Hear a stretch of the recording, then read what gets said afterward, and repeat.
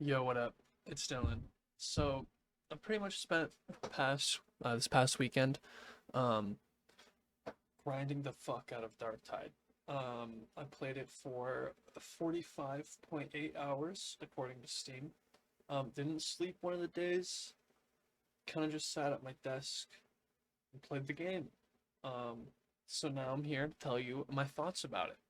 Um, I think it's really good. I'm very excited for it to actually come out. Um, Essentially, I'm just gonna go over some like pros and cons with the beta. I'm not gonna like really talk about, oh, like I felt like there should be more of this or like more of that, or that would be really cool, because there are just like a lot of features that weren't in the beta. So it'd be kind of weird to judge the beta based off things that might just be added into the game. Um, so yeah, let's get into it. Um, I The soundtrack for this game, mwah, exquisite. It's so good. Um, Normally I'm not a person who likes to listen to the music in video games. I'll just mute that shit, listen to my own tunes. Um, but uh, but yeah, it's very good. It's like some of the tracks give me like the same vibe as like the like some songs in the Devilman Crybaby anime, if you've seen that. Yeah, soundtrack amazing. One thing I thought was really cool, where there was access to one boss fight. The boss fight really wasn't that unique. It just like has a shield. There's like an AoE knockback when the shield breaks. You can really just kind of zerg it down, just like stand around it, hit it with a melee weapon. It's not too difficult. But what was cool, was that the boss, like the weapon would change. Sometimes you'd have a las gun, sometimes you'd have a shotgun, sometimes you'd have like a mace, sometimes you'd have a sword. So that's really cool. I think that will give the game like a decent amount of replayability. Um, if all like the boss, like it's gonna be like a kind of a different boss fight every time you fight it. So if, yeah, if there's more, if that idea is expanded upon, that would be really cool. Um, Combat is great. If you played Vermintide, the melee feels pretty much the same. The gunplay is also really good. The recoil feels kind of wonky, um, but it's not too bad. And then one thing I didn't really like is like the like accuracy changes so much based on like zooming in or not.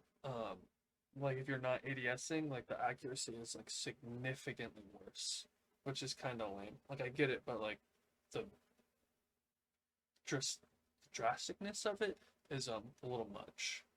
Uh, from the four quests we did have access to, um, obviously they got repetitive because I did four maps for 40 hours.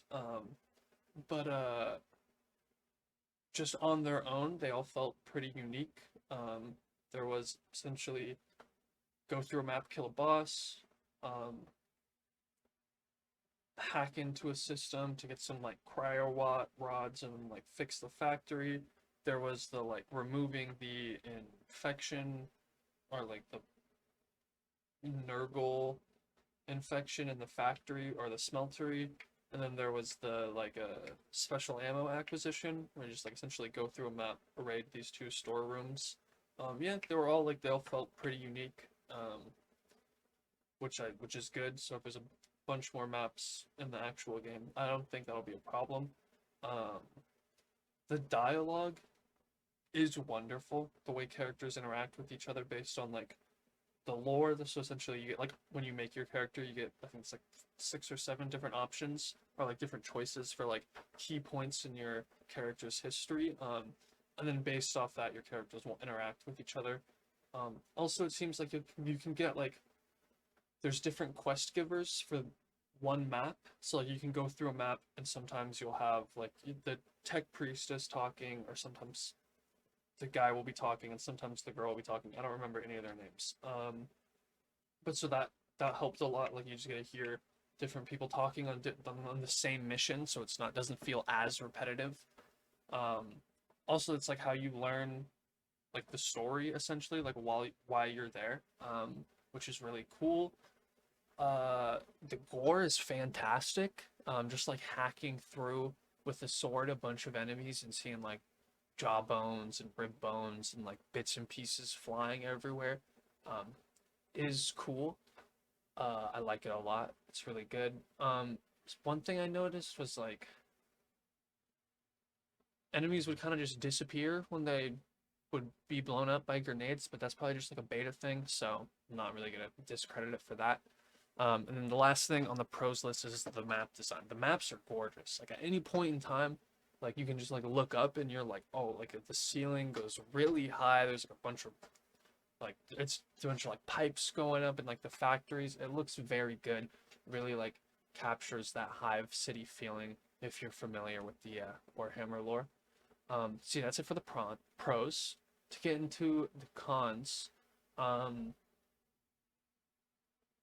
stats are kind of like confusing. Like something will just have like first target and then a bar, and that bar is filled. And like having better like an indication of like what that stat either like does. Some of them are pretty self-explanatory.